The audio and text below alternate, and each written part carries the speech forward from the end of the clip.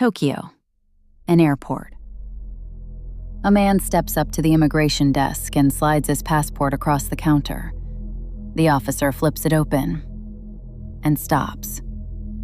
Because the country printed on that passport, the country this man swears he was born in, the country he insists has existed for thousands of years, does not exist.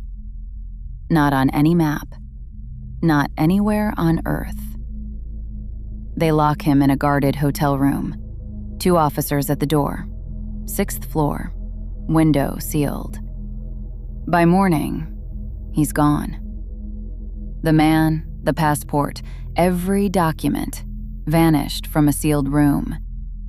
For 65 years, people have told you this is proof of a parallel universe, a traveler who slipped between worlds. Here's the thing.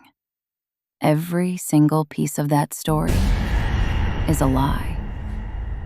And I can show you, line by line, exactly who told it and when. We even know his real name.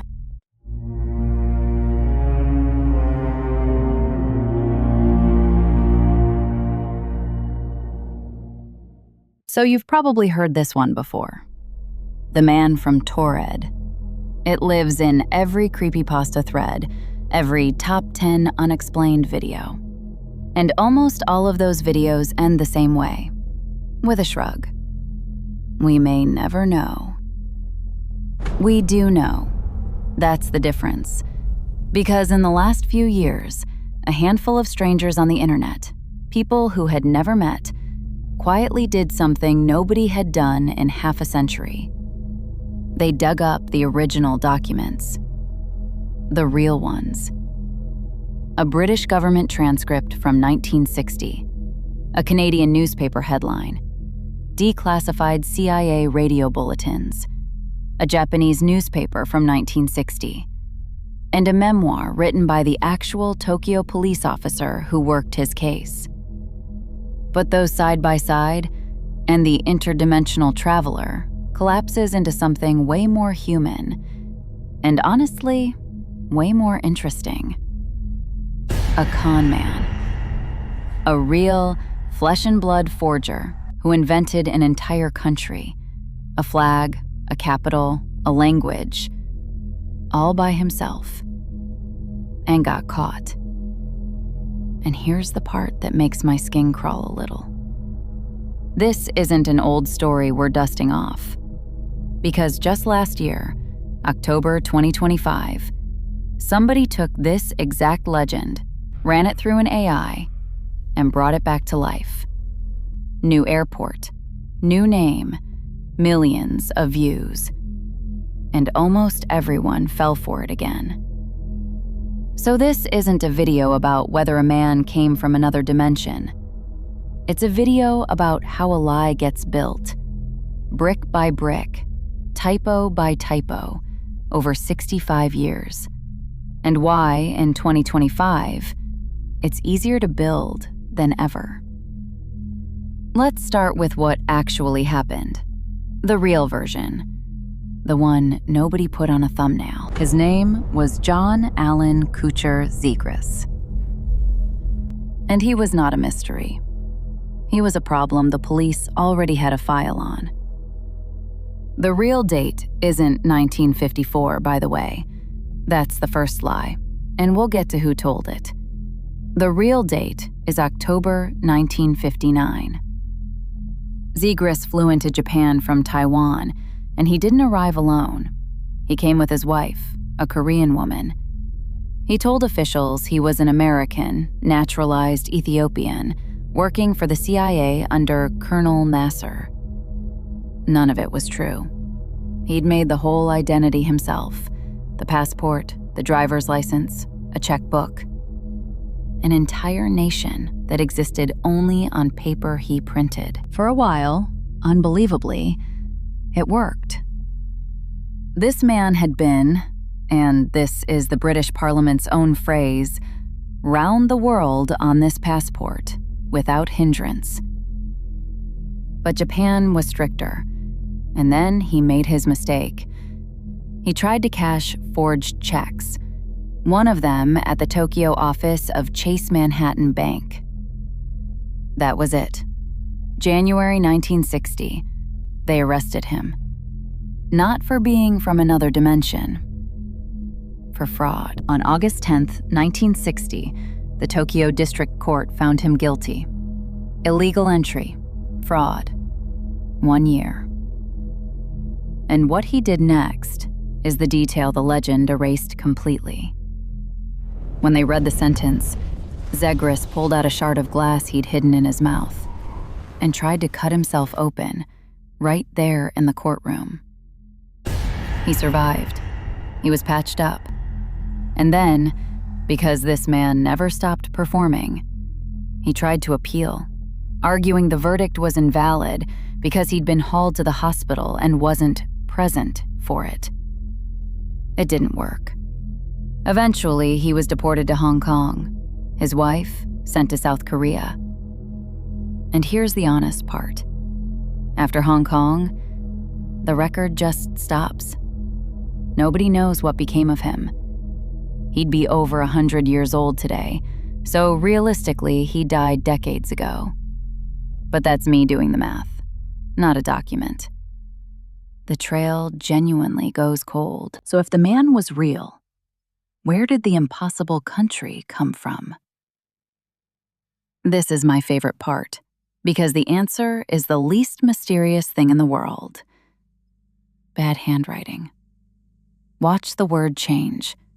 It starts as Tuareg, a real people of the Sahara, near a real Algerian town called Tamanrasset.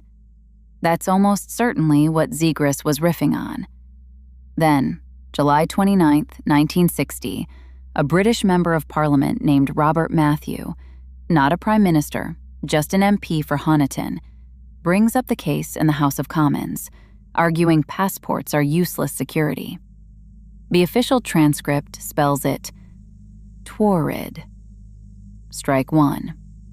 Then, August 1960, a Vancouver newspaper, The Province, runs the story under the headline, Man with His Own Country, and spells it Tuared. Strike two.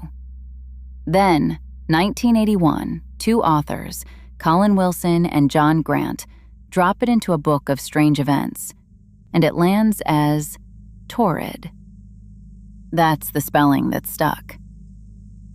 A country born from a chain of typos. But typos don't make a ghost story. So who added the locked room, the vanishing, the parallel universe?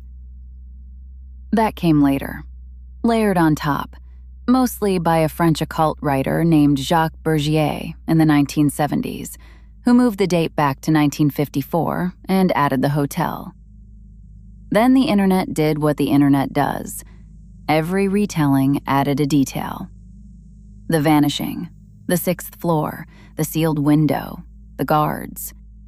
By the 2010s, the con man was gone completely, and all that was left was the myth. The truth had been edited out, one upload at a time, and it would have stayed that way, except for a few people who refused to shrug. According to the most detailed reconstruction we have, a researcher named Nathaniel Antonioli started pulling the thread on Reddit back in 2019. Someone going by Julia Louie picked it up, went deeper, and published it in Fortean Times in June 2021. And a user called Teriochi tracked down the original Japanese newspaper coverage from 1960 in the Yomiuri Shimbun. They found the CIA's own radio bulletins describing Zegrus as a man without nationality. They even surfaced a 2016 memoir by Atsuyuki Sasa, the Tokyo police officer who actually worked the case, confirming Zegrus had confessed to posing as a spy. No detectives, no government.